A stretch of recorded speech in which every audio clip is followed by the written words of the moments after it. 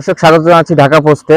আপনারা জানেন যে ঘূর্ণিঝড় রেমালের প্রভাবে কিন্তু সারা দেশেই কিন্তু বজ্রসহ বৃষ্টিপাত হচ্ছে, ঝড়ো হাওয়া হচ্ছে এবং সেই সাথে কিন্তু মুষলধারে বৃষ্টি হচ্ছে। গতকাল রাত থেকে কিন্তু যশোরে বৃষ্টি শুরু হয় এবং আজ সকাল 7টার দিকে কিন্তু যশোর নড়াইল মহাসড়কের যে তারাগঞ্জ নামক স্থান, সেই স্থানে কিন্তু চট্টগ্রাম থেকে যশোর গামী একটি যাত্রীবাহী সেন্ট মার্টিন পরিবহনের একটি যাত্রীবাহী বাস কিন্তু উল্টে খাদে পড়ে যায় এবং সেই বাসটি সকাল 7টার দিকে এই দুর্ঘটনা ঘটে এবং এই বাসটিতে থাকা একজন যাত্রী এবং বাসটির দায়িত্বরত সুপারভাইজার নিহত হয়েছেন এবং একই সাথে কিন্তু এই ঘটনায় প্রায় 4জনকে গুরুতর আহত অবস্থায় উদ্ধার করে যশোর জেনারেল হাসপাতালে ভর্তি করেছে ফায়ার সার্ভিসে।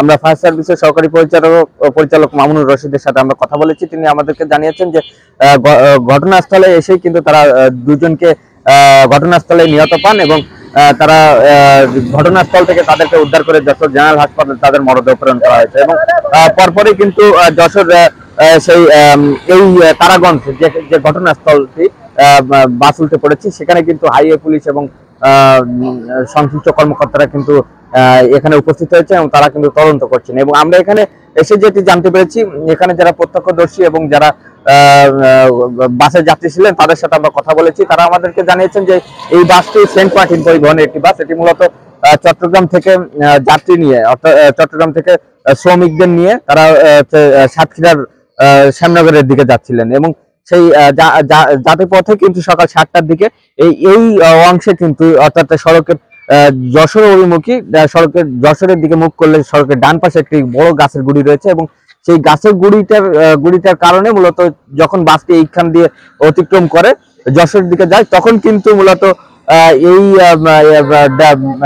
নড়াইলের দিকে একটি ট্রাক যাচ্ছিল। ট্রাকটিকে মূলত সাইড দিতে গিয়ে কিন্তু বাসটির যে এই যাত্রীবাহী বাসটি মূলত ডান পাশে এই বাম পাশে সরে আসে এবং বাম পাশ থেকে কিন্তু তখনই কিন্তু বাসটি নিয়ন্ত্রণ হারিয়ে ফেলে। এক পর্যায়ে কিন্তু বাসটি এখান দিয়ে এই বাম পাশে খাদে পড়ে যায় এবং এই খাদে পড়ার সাথে সাথে কিন্তু এই ঘটনাস্থলে 2জন নিহত হয় এবং 4জন আহত হয়েছেন। বাকি যেসব যাত্রী রয়েছেন তারাও শরীরে বিভিন্ন স্থান তারা আঘাতপ্রাপ্ত হয়েছেন। তারা স্থানীয়ভাবে চিকিৎসা নিচ্ছেন, কেউ কেউ এখানে অবস্থান করছেন, কেউ কেউ আবার চলে গিয়েছেন। তো এই ছিল আমার কাছ থেকে মূলত যশোর থেকে সর্বশেষ।